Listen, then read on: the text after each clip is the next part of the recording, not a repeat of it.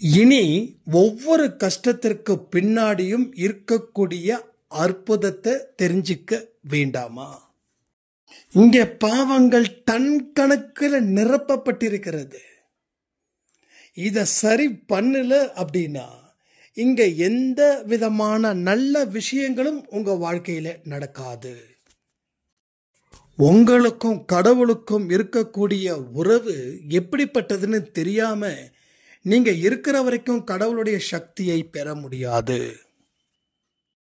கடவுள் உங்களுக்கு உதவிகளை இப்படிதான் செய்வார்னு சொல்லி நீங்க காத்துக்கிட்டு ஏமாந்து காலத்தை கழிக்கிறீங்க.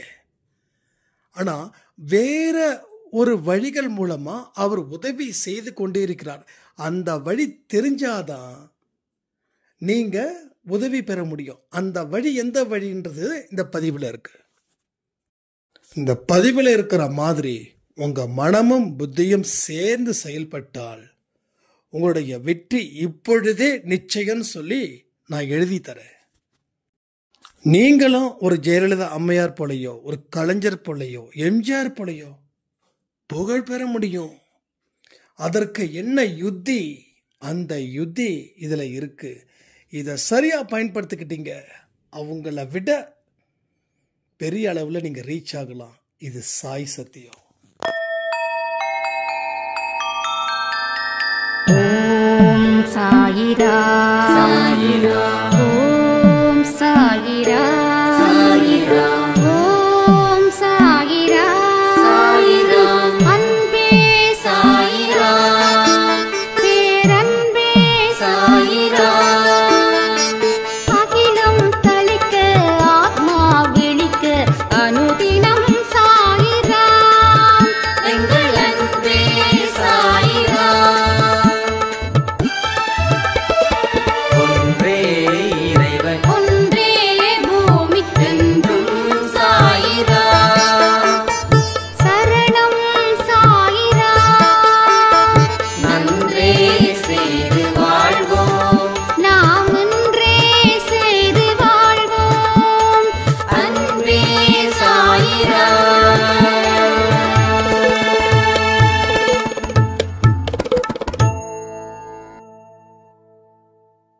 சாய்ராம்.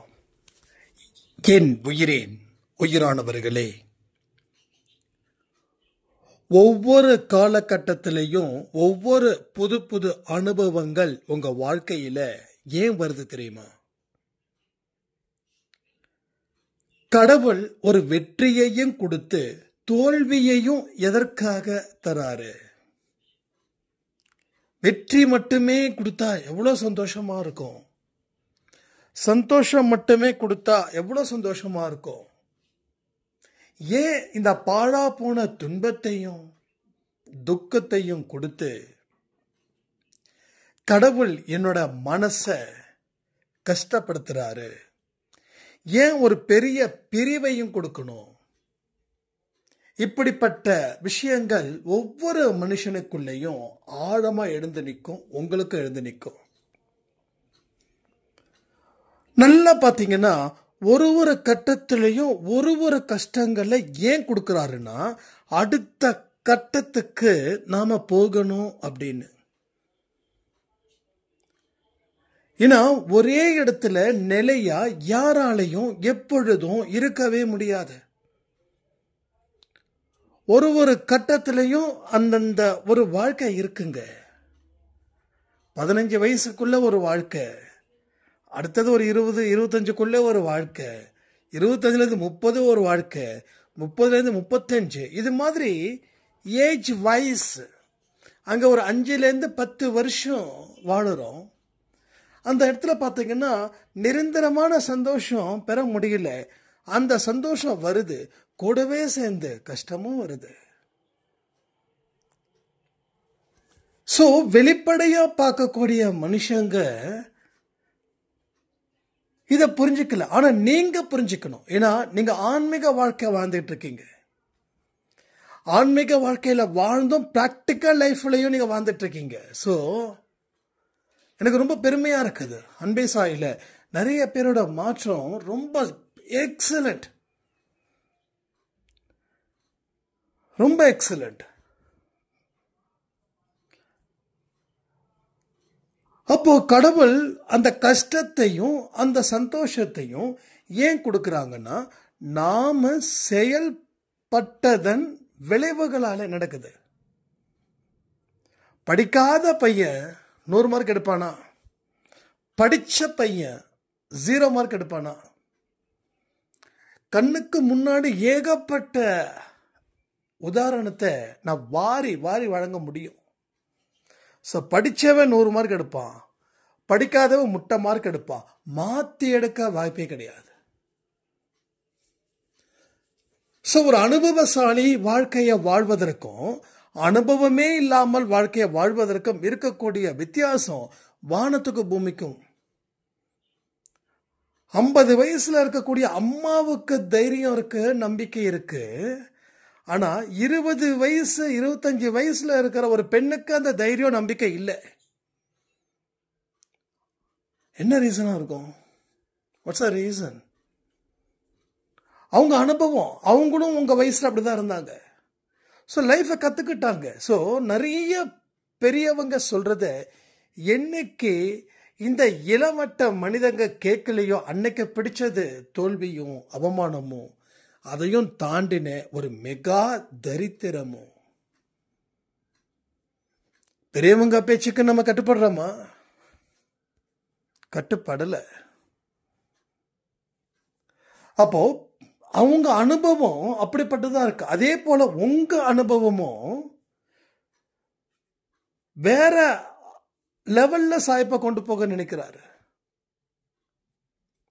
அப்போ ஒரு கட்டத்துக்குள்ளேயும் உங்களோட வாழ்க்கையில ஏற்படக்கூடிய ஏற்றமும் தாழ்வும் உங்க செயல்கள் மூலமா உருவாக்கப்பட்டு அதை சூப்பர்வைசிங் பார்க்கறது தான் கடவுளுடைய வேலையா இங்க இருக்குது. நாம எந்த மனநிலையில எடுத்து வச்சு செயல்படுறோமோ அந்த மனநிலைக்கு தகுந்த மாதிரியான வாழ்க்கை முறையை கடவுள் மாத்தி கொடுக்கிறாரு. கிரிக்கெட்டில் விளையாடுறாங்கன்னா அம்பையர் என்ன சொல்றாங்களோ அதுதான். ஸோ மீதி இருக்கக்கூடிய பேர் டிசைட் பண்ண முடியாது. அம்பையர் என்ன சொல்றாரோ அதுதான். அப்போ அம்பையர் விளையாடல, கிரிக்கெட் வீரர்களை பார்ப்பது அம்பையரோட வேலை. எந்த ஒரு கேமா இருக்கட்டும், அதுக்கு ரெஃப்ரி யாரோ சம்திங் இருப்பாங்க. ஸோ அவங்க தான் அந்த விளையாட்டை முடிவு பண்ணுவாங்க. ஸோ அவங்க நியாயமாக தான் முடிவு பண்ணணும், அநியாயமாக முடிவு பண்ணக்கூடாது. அது போலதான் நாம அத்தனை பேரும் விளையாடுறோம். யாரு சிறப்பா விளையாடுறாங்களோ அவங்கள பெருமைப்படுத்துறது கடவுளுடைய வேலை. சரி, விளையாடாதவங்களை எப்படி பெருமைப்படுத்துவாரு? அது தெரிஞ்சுக்கணும்ல, அதுதான் ரொம்ப முக்கியம். அப்போ விளையாடாதவங்களை எப்படி பெருமைப்படுத்துவாருன்னா, அவங்களை கஷ்டப்படுத்துவதன் மூலமா அவர்களை விளையாட வைப்பார். இப்போ வாழ்க்கையில் கஷ்டம், நஷ்டம், பிரிவு, அது இது எந்த கர்மமோ இருக்கட்டுங்க. கர்மம் கூட சொல்லக்கூடாது, கர்மன்றதா கர்மா, எந்த கர்மமும் இருக்கட்டும், கர்மனே வச்சுப்போம். அப்போ இதற்காக நீ வருத்தப்படணுமா? இல்ல இத எதிர்த்து போராடி அந்த இடத்தை விட்டு தாண்டணுமா?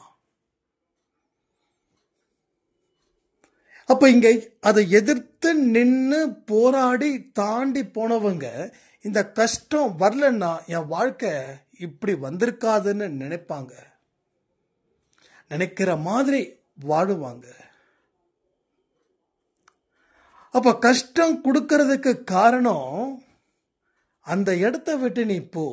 அதே இடத்துல இருக்கிறதால உன் வாழ்க்கை எந்த உயர்வு நிலையும் அது பெறாது, அது அமைச்சு கொடுக்காது. அதனாலதான் மிகப்பெரிய கஷ்டத்தை இங்க அனுபவிக்கிறாங்க. அதாவது நம்ம கட்சி தலைவரை கூட வச்சுக்கலாம். ஸோ கலைஞர் கட்சி பண்ணும்போது எத்தனை போராட்டங்கள். ஸோ ஜெயலலிதா அம்மா கட்சி, எம்ஜிஆர் அவர்கள் கட்சி ஆரம்பிக்கிறது எத்தனை போராட்டங்கள். அது ரொம்ப கஷ்டமான இடம்.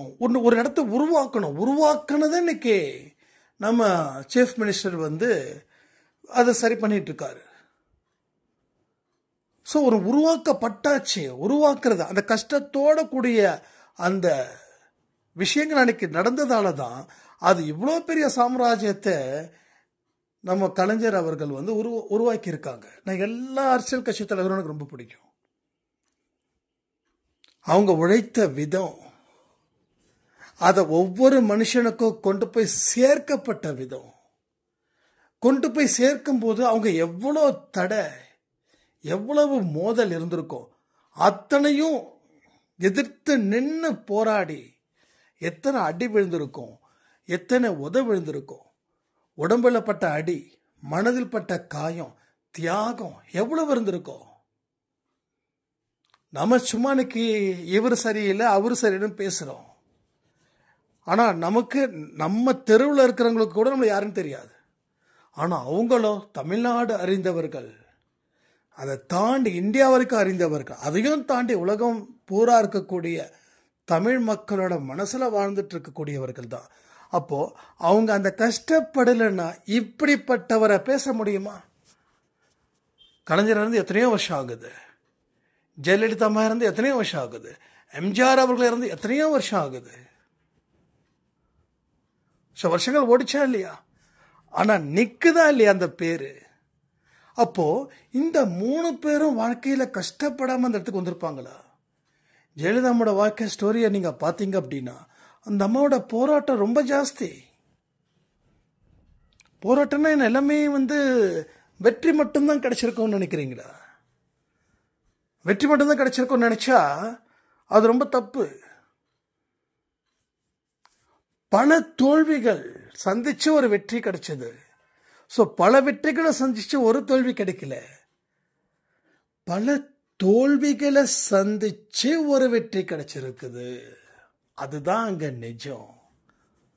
ஸோ நிஜத்தை பார்க்கணும், நிழலை பார்க்கக்கூடாது. நிழல் அவங்கள வெற்றியா இருக்கலாம், ஆனால் நிஜம் அவங்க உழைப்பு. ஸோ வெறும் உழைச்சா மட்டும் வந்துட்டாங்களா?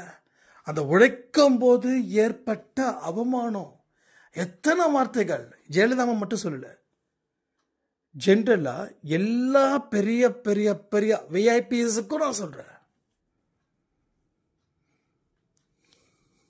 அப்போ நம்ம வாழ்க்கையில கஷ்டம் வருதுன்னா எதிர்த்து நின்று, நான் உடனே உங்களுக்கு சிஎம் ஜெயலலிதா மாதிரி அம்மா மாதிரி ஏன் ஆகல, கலைஞர் மாதிரி ஏன் ஆகல நான் சொல்லல. பட் அவங்களுடைய நிலையை உணர்ந்தாங்க, இருக்கிறத ஏற்றுக்கிட்டாங்க, ஏற்றுக்கிட்டு அதுக்கு எதிர்த்து நின்று போரிட்டாங்க. போரிடும் போது பட்ட கஷ்டத்தையும் அவமானத்தையும் சந்திச்சாங்க. அது எதையுமே அவங்க வந்து இதுக்கு மேலே செய்ய முடியாது சொல்லி ஒதுங்கலை. தன்னுடைய மேக்சிமம் எஃபர்ட்ஸை அவர்கள் கொடுத்தார்கள். கலைஞர் அரெஸ்ட் பண்ணும்போதும் ஜெயலலிதாவை அரெஸ்ட் பண்ணும்போதும் எவ்வளோ பெரிய இதாக இருந்தது. கலைஞர் அரெஸ்ட் பண்ணதும் சாதாரண விஷயம் கிடையாது. ஸோ இப்போ நான் சொல்கிறேன், எல்லா கட்சி தலைவர்களையும் நான் ஆதரிக்கிறேன். எல்லாருடைய அந்த கஷ்டத்தை, அவங்க பட்ட துன்பத்தை நான் வந்து பெரிய ஒரு சல்யூட் பண்ணுறேன். அந்த மரியாதை அவங்களுக்கு நம்ம கொடுக்கணும், யாராக இருக்கட்டும். ஸோ அந்த மாதிரி நம்ம அவங்கள எத்தனை பெர்சன்டேஜ் கஷ்டப்பட்டிருப்போம் கொஞ்சம் கமெண்ட் பண்ணுறீங்களா? ஜெயலலிதாம்மா ஒரு 100% கஷ்டப்பட்டாங்க, கலைஞர் அவங்க 100% கஷ்டப்பட்டாங்கன்னா அந்த கஷ்டத்தில் எத்தனை சதவீதம் நீங்கள் கஷ்டப்பட்டிருக்கீங்க இப்போ? ஸோ அதுதான், இதுக்கு தான் சில மனுஷங்க நாக்கில் நரம்பே இல்லாமல் பேசுவாங்க. அதிர்ஷ்டம், நேரம், கிரகம். சரி, எத்தனையோ சுக்கிர திசையில் இருக்கக்கூடியவர்கள் ரோட்டில் பிச்சை எடுக்கலையா? இதுக்கு பதில் சொல்ல முடியுமா? நீங்கள் கட்டம்தான் காரணம். புகழடைஞ்சாங்க, செல்வாக்கு பெற்றார்கள், தனித்துவமான மனிதர்களாக இருந்தாங்க, அவங்க திறமை அங்கீகரிக்கப்பட்டதுக்கு காரணம் நீங்கள். அவங்க ஜாதகம் நல்லா இருந்தது, அவங்க அமைப்பு நல்லா இருந்தது. குரு இங்கே போனா, சுக்கிரன் அங்கே நின்னா, இவன் அவனை பார்த்ததால இவனுக்கு அடித்தது யோகன்னு வாய் கூசாம சொல்றோமே, எத்தனையோ பிச்சைக்காரர்கள் சுக்கிர திசையில இருந்தும் அவர்கள் பிச்சை எடுக்கவில்லையா? இதுக்கு என்ன பதில் சொல்லுங்க? எத்தனையோ சுக்கிர திசையில இருக்கிறவங்க வறுமைக்கு கீழே இல்லையா? எத்தனையோ சுக்கிர திசையில இருக்கிறவங்க கடன் தொல்லையால தற்கொலை பண்ணிக்கிட்டது இல்லையா? ஸோ எல்லாத்துக்கும் ஒரே விஷயம் என்ன தெரியுமா? மனசு. அந்த மனசுல விஷத்தை கலக்காம இருந்தா வாழ்க்கை வெற்றி, விஷத்தை கலந்துட்டோன்னா வாழ்க்கை தோல்வி. எதை அத மனசுல கலக்கணும் அப்படின்ற ஒரு தியரி இருக்குங்க. அந்த தியரி தான் ரொம்ப ரொம்ப இம்பார்ட்டன்ட் ஆனது. அந்த பிலாசபி தான் ரொம்ப ரொம்ப இம்பார்ட்டன்ட் ஆனது. ஸோ அதுக்கு நீங்க இடத்த கொடுத்தா மட்டும்தான் கடவுள் உங்களுக்கு ஒரு நல்ல இடத்தையும் அவர் தருவார். இல்லைன்னா புஸ்வான மாதிரி தான் ஆகும். ஒரு வெடிய பட்டாசுன்னு நினைச்சு நம்ம போவோம், அதை தீ வைப்போம். 10 பட்டாசுல ஒரு பட்டாசு ரொம்ப வெடிக்குது சொல்லி காதெல்லாம் அழுத்தி பொத்திப்போம். அது பார்த்தா தஸ்ன்னு ஒரு சவுண்டு கொடுத்துரும், அது பாட்டுக்கு போயிடும், அப்படி ஆயிடும். அப்போ கொளுத்துற அத்தனை பட்டாசு அப்படி ஆயிடுச்சுன்னா என்ன ஆகும்? நமக்கு டென்ஷன் ஆகுமா ஆகாதா? ஏதோ ஒரு பட்டாசு வெடிக்கலைன்னா நம்ம ஏமாந்தது நமக்கே ஒரு சந்தோஷத்தை கொடுக்கும். 10 பட்டாசும் அப்படி புஷ்ஷுன்னு போயிடுச்சுன்னா அந்த பட்டாசு நம்ம என்ன பண்ணியிருப்போம்? ரொம்ப குறைந்த விலை கொடுத்து வாங்கியிருப்போம். அதற்கு தகுந்த தரம் தான் அதில் இருக்கும். மற்ற இடத்துல 100 ரூபா அப்படின்னா உங்களுக்கு 20 ரூபாய் கொடுக்குறாங்கன்னு சொல்லி கூட்டம் அள்ளுது. அப்போ 20 ரூபாய்க்கு வாங்கின பட்டாசு எப்படி இருக்கும்? அப்படிதான் இருக்கும். ஸோ நம்ம தகுதி உயர்த்துற வரைக்கும் நம்ம வாழ்க்கை உயர போவதே இல்லை. நீங்கள் கடும் தவம் இருங்க. நான் கடும் தவம் இருக்க போகிறேன், என்னோட கடனை அடைக்கிறதுக்கு தாராளமாக இருங்க. நீங்கள் கடும் தவம் மட்டும்தான் இருப்பீங்க, உங்கள் கடனும் அதே மாதிரி தான் இருக்கும். எதை சரி பண்ணால் அந்த வழியில் போகிறோமோ அப்போ தான் அது சரியாகும். நீங்கள் கடன் அடைக்கிறதுக்கு தவம் பண்ண வேண்டிய அவசியம் இல்லை, கடன் அடைக்கிறதுக்கு பூஜை பண்ண வேண்டிய அவசியமும் இல்லை. நிறைய பேர் அப்படிதாங்க பண்ணுறோம். என்கிட்ட நிறைய பேர் எங்க இந்த சாய்ராம் சொல்கிறோம், அது எப்படி சொன்னால் என் கடன் அடையும். நான் ஒன்னேன்னு சொன்னேன், உழைப்பே உயர்வுன்னு சொல்லுங்க, அப்போ உங்கள் கடன் அடையும். உழைக்காம சோத்துல கை வைக்க முடியாது. வாயில சொல்லக்கூடிய மந்திர வார்த்தைக்கும் கடன் தீருவதற்கும் என்ன சம்பந்தம்? அது சம்மந்தமே இல்லை. விரதம் இருக்கிறதுக்கும் நம்ம வீட்டில் பிரச்சனை தீர்றதுக்கும் என்ன சம்பந்தம்? என்ன சம்பந்தம் இருக்குது? வைத்த காய போட்டு பட்டினி போட்டு அல்சர் வந்தது தான் மிச்சம். ஸோ பிரச்சனை 10 இருந்துச்சு, இப்போ இன்னொன்று ஆட் ஆயிடுச்சு. மொத்தம் 10 + 11 ஆயிடுச்சு. அந்த லாஸ்ட்டாக வந்த பிரச்சனை என்ன தெரியுமா? அல்சர் கம்ப்ளைண்ட்டால வந்த பிரச்சனை. டாக்டர் கேட்குற, என்னம்மான்னு. சார் இது மாதிரி.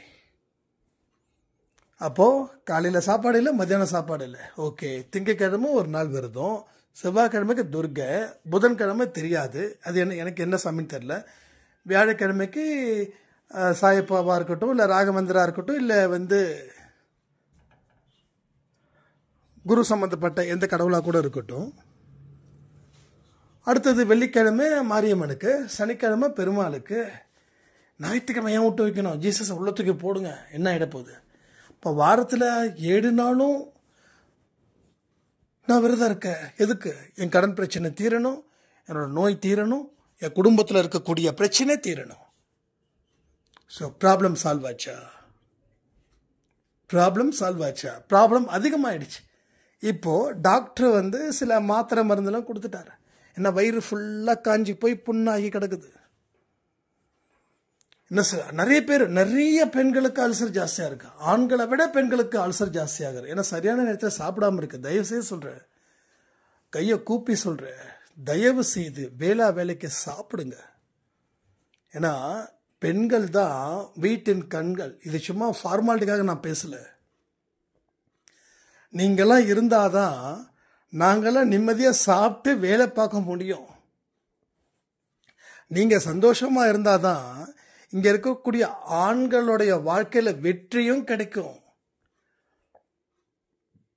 அதனால் நீங்கள் நொந்து போக வேண்டாம், கஷ்டப்படக்கூடாது. உங்கள் கண்களில் இருந்து கண்ணீர் வராமல் பார்த்துக்க வேண்டியது உங்களோடது.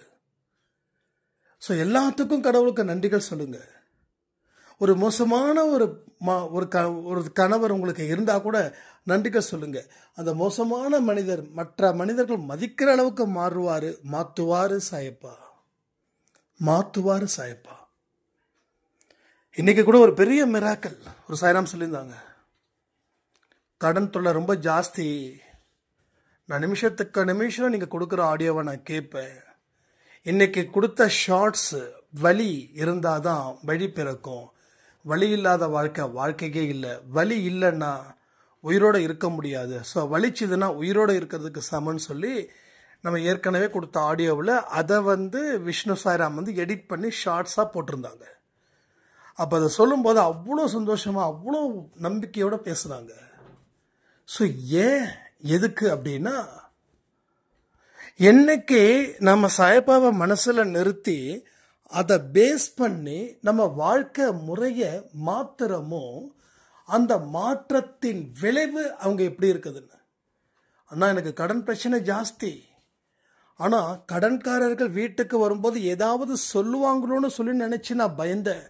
ஆனால் வந்தவர்கள் என்னம்மா சரிம்மா போமா வாமான்னு சொல்லி பேசிட்டாங்க. எனக்கு அதுவே ரொம்ப ஆச்சரியமாக இருக்குதுன்னு. என்னைக்கு கடவுளோட வார்த்தைகளை நம்ம மூச்சாக நினச்சி செயல்படுறோமோ, அன்னைக்கு நமக்கு கிடைக்கக்கூடிய சந்தோஷம் இருக்கே, அது வேற லெவலில் இருக்குங்க. கடவுளை உண்மையாக தேடும்போது கடவுள் நீங்கள் எதெல்லாம் தேடுறீங்களோ அதெல்லாம் கொடுப்பார். அந்த கொடுக்கறதுக்கு பின்னாடி அந்த அறிவுன்னு ஒன்று இருக்கும். நீங்கள் உங்கள் வாழ்க்கையில் கண் பிரச்சனை இருக்குதுன்னு ஒரு ஃபார்மாலிட்டிக்கு வச்சுக்கோங்க, ஒரு பேருக்கு வச்சுக்கோங்க. இப்போ கடவுளை மனசில் நினச்சிட்டிங்க, கடவுள் சொல்லக்கூடிய படி தான் வாழ போகிறீங்க. இப்போ கடவுளுடைய வார்த்தைகள் தான் இங்கே வழிகாட்டியாக மாறுது. இந்த வழிகாட்டியாக மாறும்போது இந்த கடனை அடைக்கணும்னா என்ன தேவை? பணம் தேவை. அப்போ இந்த பணத்தை இன்னொருத்தவங்க கடனாக கொடுக்குற மாதிரி செய்வார்னு நீங்கள் நினச்சிங்கன்னா அதுதான் மிகப்பெரிய மிஸ்டேக்ஸ். அப்படி செய்ய மாட்டார். அந்த பணத்தை உங்களால் ஈற்றுவதற்கு உண்டான அறிவையும் சக்தியையும் கொடுப்பாரு. அப்போ நீங்கள் யார்கிட்டையும் கையேந்த வேண்டிய அவசியம் இல்லை. அப்போது உங்களுடைய உழைப்பு என்னவோ அதை உறுதிப்படுத்தும் விதமாக அதற்கு தகுந்த மாதிரியான மனிதர்களை உங்களிடம் அனுப்புவார். ஸோ கடவுளோட குழந்தைகளுக்கு கடவுள் அந்த மாதிரி தான் உதவிகள் செய்வார். என்ன சொல்லணும்னா, தன்மானத்தின் படி உங்களை வாழ வைப்பார். அப்போ இதில் எல்லாமே அடங்கிடும். ஸோ தன்மானத்தின் படிதான் உங்களை அவர் வாழ வைப்பார். அதன்படி தான் உங்கள் வாழ்க்கை இருக்கும். இப்போ சொல்லுங்கள், அடுத்தவன் உதவி செய்து நாம் வாழ்ந்தால் உதவி செஞ்சவன் அடுத்த ஜென்மம் இல்லை, எத்தனை ஜென்மம் பிறக்கிறீங்களோ அத்தனை ஜென்மத்துக்கும் நான் உதவி செஞ்சேன்னு சொல்லிக்கிட்டே இருப்பான். நான் மட்டும் இல்லைன்னா இவருக்கு எந்த இடத்துல யாரும் உதவி செய்ய முடியாது அப்படின்னு பேசிக்கிட்டே இருப்பான். நல்ல வேளை கடவுள் எனக்குன்னு சொல்லி எந்த தனிப்பட்ட முறையிலையும் யாரையும் உதவி செய்ய வைக்கல. உண்மையிலே அந்த கடவுளுக்கு நான் நன்றிகளை சொல்கிறேன். ஒரு காலத்தில் நான் எதிர்பார்த்தது அவ்வளவு. மற்ற மனுஷங்க எனக்கு உதவி செய்ய வரலையே, கடவுளே உனக்கு கண் இல்லையா, காது இல்லையா, மூளை இல்லையா, இந்த மாதிரி கேட்டுக்கிட்டு இருந்தான்னா இன்னைக்கு என்ன சொல்கிறேன், கடவுளே நல்ல வேளை எந்த மனுஷனையும் உதவிக்குன்னு சொல்லி அழைக்கல. அப்போ அறிவின் மூலமாக எனக்கு உயர்த்துறாரு. நமக்கு கொஞ்சோண்டு அறிவு இருக்கும் இல்லையா, அந்த அறிவு இருக்குதுடான்னு சொல்லி அதில் சில விஷயங்களை உருவாக்குறாரு. உருவாக்கும் போது எடுத்து வைக்கக்கூடிய ஒவ்வொரு அடியும் நமக்கு வெற்றி படிக்கட்டுகளாக மாறுது. அப்போ 10 அடி எடுத்து வச்சாச்சு, அந்த வெற்றி வருது. அது 11வது அடியில் மிகப்பெரிய ஒரு வலியும் வேதனையும் வருது. இது என்னடா அது பெரிய ஒரு குழப்பமாக இருக்குது. நம்ம எல்லா அடியும் கிளியராக வாழ்க்கை பாருங்க கற்றுக் கொடுக்குறாரு பாருங்க. ஸோ 2018, 2019, 2020 இந்த 3 வருஷமே எனக்கு பிரம்மாண்டமான வருஷம். அந்த 2020ல் ஒரு திடீர்னு ஒரு அதிருப்தி, அதாவது ஒரு எக்ஸ்பெக்ட் பண்ணாத ஒரு விஷயம் நடக்குது.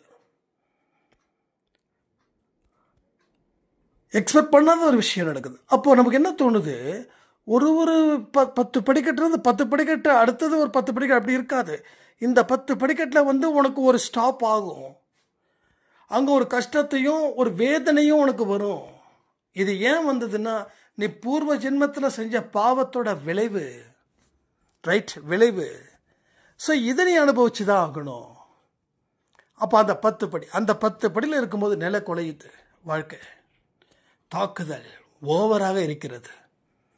அப்போ எதிர்த்து நின்று போராடி அங்கே இருந்து மறுபடியும் லைஃப்.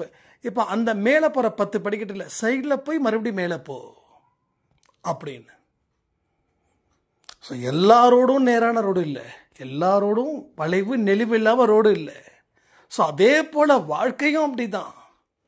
அப்போ தான் யோசித்தேன், ஓகே, துன்பமும் சந்தோஷமும் நிரந்தரம் இல்லாதது. அதை நிரந்தரம்னு நாம் நினச்சி வாழ்ந்துட்டோன்னா வாழ்க்கை முடிஞ்சிடுச்சின்னு அர்த்தமாகுது. ஸோ இன்பம் தான் என்னோட நிரந்தரம்னு சொல்லிட்டேன்னா வாழ்க்கை முடிஞ்சிடுச்சு. சரி, துன்பம் தான் என் நிரந்தரம்னா வாழ்க்கை இனிக்குமா என்ன? அதுவும் முடிஞ்சிடுச்சு.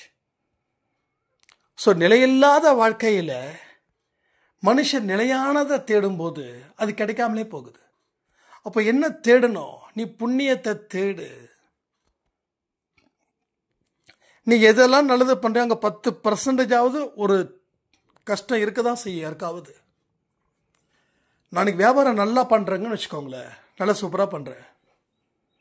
எதில் ஒரு கடைக்காரர் இருக்கார். இப்போ நான் இந்த கடையை நான் க்ளோஸ் பண்ணிட்டேன்னா அவருக்கு அது லாபமாக மாறும். இப்போ நான் ஒருத்தன் இருக்கிறதால அவருக்கு நஷ்டமாக போகுது. அப்போது நான் உருப்படியான குவாலிட்டியையும் நல்ல சர்வீஸையும் கஸ்டமருக்கு தகுந்த மாதிரி நான் பண்ணுறேன். அவங்க ஏமாற்றுவதில் சக்கரவர்த்தியாக இருக்காங்க. ஸோ அவங்க பண்ணுறது தப்பு தான். ஆனால் நான் பண்ணும்போது அட்லீஸ்ட் ஒன்றுமே இல்லாமல் இருக்கும்போது அவங்களுடைய இவன் என்னைக்காவது கடையை க்ளோஸ் பண்ணிட்ட இல்லை இந்த இடத்த விட்டு போயிட்டானா நான் சந்தோஷமாக இருப்பேன் இல்லைன்னு நினைக்காமலாம் இருந்திருப்பான். அப்போ அதில் வரக்கூடிய துன்பமும் 10%, நான் 90% இல்லை. அப்போ நீங்கள் நல்லது பண்ணாலும் அதில் 10% துன்பமும் இருக்கும். அந்த துன்பம் தான் நமக்கு அடுத்தடுத்த ஜென்மத்தில் வரும்.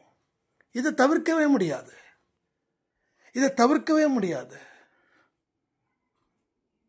இப்போ ஆடு சாப்பிட்றதும் துன்பம் தான். ஒரு உயிரை கொள்வது என்ன ஒத்துக்க முடியாத விஷயமா? ஒரு கோழியை அடித்து சாப்பிட்றது ஒத்துக்கக்கூடிய விஷயமா? யோசிச்சு பாருங்க. அதாவது எந்த இடத்துல எதில் வேணாலும் பேசலாம். உண்மையான அசைவம் எங்கே தெரியுமா இருக்குது? அதை சாப்பிடலான்னு மீன்கள் மட்டும்தான். ஏன்னா மீன்களை பிடிச்சு சாப்பிடலைன்னா கடல் ஃபுல்லாக மீன்கள் ஆயிடுச்சுன்னா என்ன யோசிச்சு பாருங்க, நிலைமை அப்படியே மாறி பாருங்க. அவ்வளோதான், முடிஞ்சிடுச்சு. ஸோ இது யாரோ எங்கேயோ சொன்னது. ஒரு உண்மையான அசைவ சாப்பாடு அப்படின்றது மீன் மட்டும்தான் சொல்கிறாங்க. தண்ணியில் இருக்கிறது தான். ஏன்னா அது நிறைய குட்டி போடும். அப்படி பிடிச்சி சாப்பிட்றதால மீன்கள் இன்னைக்கு வரைக்கும் கடலில் மீன்கள் இருக்குது. ஒருவேளை பிடிக்கலைன்னா என்ன ஆகும்? எல்லாம் கடலே என்ன ஆகும்? நாத்தம் பிடிச்சிரும். மீன் ஒரு ஸ்டேஜுக்கு மேலே செத்துரும். இப்படி இது மாதிரியான விஷயங்கள். ஸோ அதுக்கு அளவோடு நினைக்கிறேன், எனக்கு தெரிஞ்ச வரைக்கும். ஏன்னா நானும் மனுஷங்க தானே. இப்போ இந்த ஆடு கோழி இதெல்லாம் சாப்பிடும்போது அதெல்லாம் என்னமோ சம்திங் எனக்குள்ளே அடிக்கடி தாட் வரும், சாப்பிடக்கூடாதுன்னு. அப்போது நாம் நல்லா இருக்கணுன்றதுக்காக இன்னொரு உயிரை அடித்து சாப்பிட்டா பாவம் இல்லையா? அப்போ அதில் இருக்கக்கூடிய பாவம் இருக்குது. நம்ம மனுஷன் அடித்து பிடுங்கலை. ஸோ இது மாதிரி அப்போ இதுக்கு பாவம் இருக்குது. இதுக்கு பிறவி எடுக்கணும். ஐயோ நான் இனிமேல் சிக்கன் மட்டன் சாப்பிட மாட்டேன்ப்பா பாவம் அப்படின்னு நம்ம சொல்லிட முடியாது. ஏன்னா அதில் வரக்கூடிய பாவமும் 10-20% தான். ஆனால் அதை தாண்டி நிறைய பாவங்கள் செஞ்சுக்கிட்டு இருக்கோமே. நம்ம உடம்பு ஒழுங்காக பார்த்துக்கிறோமா சொல்லுங்கள். இப்போ எத்தனையோ பேருக்கு நோய் இல்லாத உடம்பு, நோய் இல்லாமல் தானே கடவுள் உங்களை படைச்சார். சில குழந்தைங்கள நோயோட படைச்சிருப்பார், அவங்கள விட்டுருங்க. ஸோ முக்கால்வாசி குழந்தைங்கள நோய் இல்லாமல் தானே படைச்சார். இப்போ உங்களுக்கு ஒரு 50 வயசு ஆகுது, என்னம்மா உங்களுக்கு பிரச்சனை அப்படின்னா, எனக்கு சுகர் இருக்குது, பிபி இருக்குது, கொலஸ்ட்ரால் இருக்குது, ஒரு நாளைக்கு 10 மாத்திரை போட்டுக்கிறேன், காலையில் 3, மதியம் 3, நைட்டு 3. இப்போ உங்கள் உடம்பை கெடுத்துக்கிட்டது யார்? கடவுள் உங்களுக்கு பிபி, சுகர் அண்ட் கொலஸ்ட்ரால் வச்சு தான் உங்களை படைச்சாரா? அப்போ உடல்ல நோயை பெருக்கினது யார்? மனசுல சுமைய சுமந்தது யார்?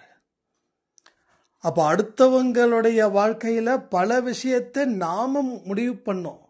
நமக்கு ஃபேவரா ஒருத்தங்க நடக்கணும்னு சொல்லி நாம பல விஷயத்தை உருவாக்கணும். அதன் மூலமா பெற்ற பாவம். பட் அதெல்லாம் தாண்டி அப்புறமா இது எண்டுக்கு வரலாம். நான் சிக்கன் சாப்பிடல, மட்டன் சாப்பிடல, நான் அப்படி நீ இப்படி, இதெல்லாம் வேலைக்கு ஆகாது. முதல்ல படிப்படியாக வரணும். இதோட பெரிய பெரிய பாவத்தை செய்கிற அதெல்லாம் முடிச்சுட்டா ஆட்டோமேட்டிக்காக அது உன்னை விட்டுட்டு போயிடும். அதுவே கூடையா வண்டியாக இருக்குது.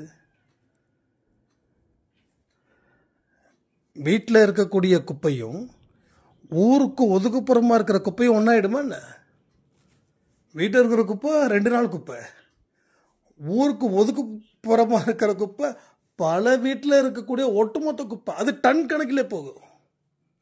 அப்போ டன் கணக்கில் பாவங்கள் இங்கே இருக்குது. நீ ஒரு சின்ன பாவத்தை செய்யக்கூடாதுன்னு சொல்லி நீ அந்த இடத்துல நிறைய பேர் அதான் சொல்லலாம், நான் சிக்கன் மட்டன் சாப்பிட்றது இல்லைங்க, பாவங்க இப்படின்னு சொல்லுவங்களை பார்த்தாவே எனக்கு ரொம்ப ரொம்ப ரொம்ப காமெடியாக இருக்கும். ஏன் சொல்லுங்க? இப்போ நீ அந்தளவுக்கு நீ நல்லவனாக இருக்கியா? அந்த அளவுக்கு, அதாவது உன்னுடைய உயிர் போல அந்த உயிரை நீ நேசிக்கிற. எந்த உயிரை? ஆடையும் நேசிக்கிற, கோழியும் நேசிக்கிற, மாடையும் நேசிக்கிற, மீனையும் நேசிக்கிற, 5 உயிரினத்தை நினைக்கிற. உண்மையிலே நீ கோயிலில் இருக்க வேண்டியவன் தான், அதில் சந்தேகமே இல்லை. ஆனால் உன்னை பெற்றவங்களை எவ்வளோ கேவலமாக பேசுகிற, உன் கூட பிறந்தவனை எவ்வளோ கேவலமாக திட்டுற. உன் கூட பிறந்தவன் ஏதாவது ஒரு பொருள் வாங்கிட்டானா உன்னால் தாங்கிக்க முடியல, உனக்கு வைத்தால போகுது. ஸோ நீ ஆடை சாப்பிட மாட்டேன், கோழியை சாப்பிட மாட்டேன், நான் மாமிசமே சாப்பிட மாட்டேன், பாவம் அப்படின்னு சொல்றியே. இப்படி தான் இன்னைக்கு நிறைய மனிதர்கள் அங்கங்கே தெரிந்து கொண்டு இருக்கிறார்கள். தான் உத்தமன், தான் நல்லவன் அப்படின்னு வேஷம் போடக்கூடிய மனிதர்கள் இன்று ஏராளமானவர்கள். ஆனால் கடவுள் இந்த வேஷத்தை தான் எதிர்க்கிறார். வேஷம் போடுறதே பாவம்னு சொல்றார். இருக்கிறத இருக்குதுன்னு சொல்லு, இல்லாததுன்னு சொல்லு. ஸோ இல்லாததை இருக்கிறதுன்னு சொன்னாதான் இவன் என்ன மதிப்பான். அப்படின்னா அவன் உன்னை மதிக்கவே வேண்டாம். ஜஸ்ட் லீவ் இட், அவ்வளோதான். உலகம் பெருசு. உலகத்தில் இருக்கக்கூடிய மக்கள்கள் 4 பேர் இல்லை, கோடி கணக்கில் இருக்கிறாங்க. ஸோ இந்த மாதிரியான வட்டத்துக்குள்ளே போய் மாட்டிக்கிட்டோம் அப்படின்னா அந்த வட்டத்துக்குள்ளே இருக்க அத்தனையும் பாவப்பட்ட செயல்களாக போயிடும். ஸோ இன்னும் எத்தனையோ விடக்கூடிய விஷயங்கள்லாம் இருக்குது. ஆக்சுவலாக உனக்கு சாப்பிட பிடிக்கலன்னு சொல்லுவோம், அது பாவம், அது கொல்லக்கூடாது. சில பேர் இப்படியும் பண்ணுவாங்க. இன்னும் சில பேர் அது வந்து ஒரு பெரிய ஒரு ஜோக் ஆச்சு. ரீசெண்டாக நம்ம ஆஃபீஸில் ஒருத்தங்க வந்திருக்கும்போது 2 பேர் வந்திருந்தாங்க. ஒருத்தர் நல்லா டை அடிச்சுட்டு இன்னொருத்தர் டை அடிக்க. அப்போ அவரும் 2 பேரும் அவங்க அண்ணன் தம்பிங்க மாதிரி ஒரு ஃப்ரெண்டுங்கன்னு வச்சுக்கோங்களேன். அப்போது இவர் சொல்கிறாரு, என்னங்க அவர் மட்டும் டை அடிச்சுக்காரு, நான் கேட்குறேன், என்னங்க அவர் மட்டும் டை அடிச்சிருக்காரு, நீங்கள் டையில் அடிக்கலையாண்ணா? இல்லை தம்பி, இயற்கையாக இருக்கணும், அதில் செயற்கையாக சாயம் போட்டு பூசி என்ன பண்ண போகிறோம், என்ன செய்ய போகிறோம் அப்படின்னு. அதுக்கு உடனே கூட வந்தவருக்கு கோவம் வந்துடுச்சு. இல்லைங்க, இவருக்கு எந்த டை அடித்தாலும் மூஞ்சி வீங்கிடும், அதனால இவர் அடிக்கல. ஆனா வெளியில போறவங்க வரவங்க கிட்ட எல்லாம் அப்படிதான் சொல்லுவாருன்னு இவரோட முகம் கருத்து போயிடுச்சு. அப்போ மறுபடியும் இவர் இல்லைன்னு மறுக்கிறேன். ஏங்க நீங்க ப்ராமிஸ் பண்ணுங்க சார், நான் நம்புறேன் சார், நீங்க தான் சார் என்கிட்ட சொன்னீங்கன்னு. அட ஆமாப்பா. என்ன ஆகுதுன்னா, தனக்கு ஒரு விஷயம் செட் ஆகலைன்னா அதை ஃபேவரா யூஸ் பண்றாங்க. அது எவ்வளவு பெரிய ஒரு டேஞ்சரஸ் தெரியுமா? அது ரொம்ப கஷ்டம். அந்த மாதிரியான விஷயங்கள் பண்ணக்கூடாது. அதாவது நீங்க டை அடிக்கிறதால பாவம் கிடையாது, ஆனா உங்க ஹெல்த் இஷ்யூஸ் ஜாஸ்தி ஆகும். ஹெல்த்தில் ஏகப்பட்ட காம்ப்ளிகேஷன் ஆகும். எனக்கு கூட சில இடத்துல தாடிலாம் கொஞ்சம் அப்பப்போ இந்த ஒயிட் ஹேர்ஸ் வரும். ஏன்னா இங்கே டோட்டலாக உப்பு தண்ணி. இங்கே ரோஜாப்பூ செடி வச்சா கூட அவ்வளோ சீக்கிரம் வராது, அப்படியே இருக்கும். அது உரம் போட்டுக்கிட்டே இருந்தால் தான் வரும். அந்தளவுக்கு தண்ணி அவ்வளோ ஒரு இது. இங்கே மோஸ்ட்லி பார்த்தீங்கன்னா முடி கொட்டும். ஏன்னா உப்போட அளவு ஜாஸ்தி. பாத்ரூமை என்னத்தான் கிளீன் பண்ணி வச்சாலும் சரி, அடுத்த 3 நாளில் அந்த உப்பு படிஞ்சிடும்.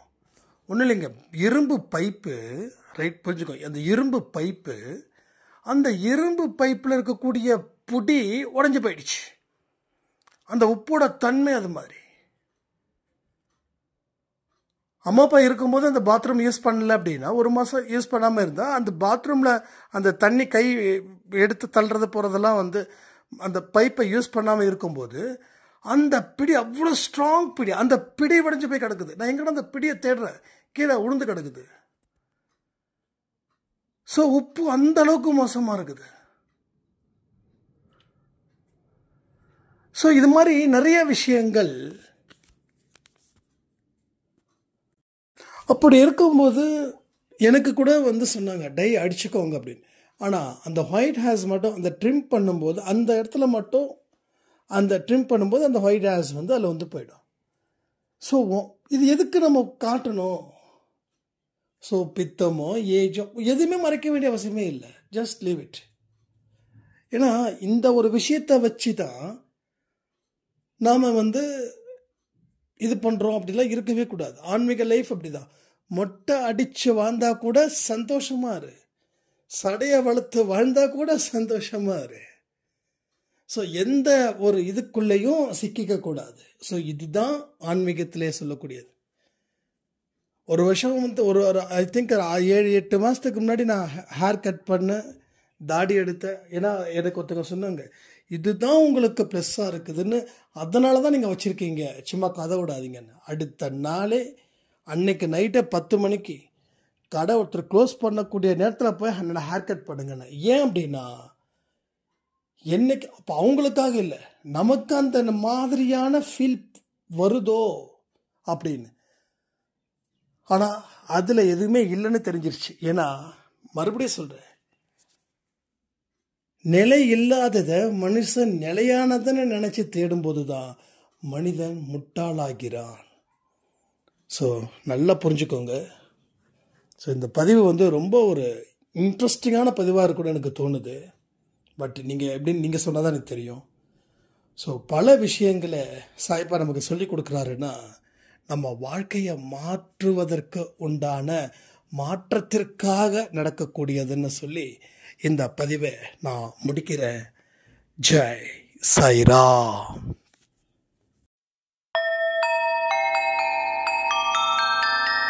ஓம் சாயிராம்.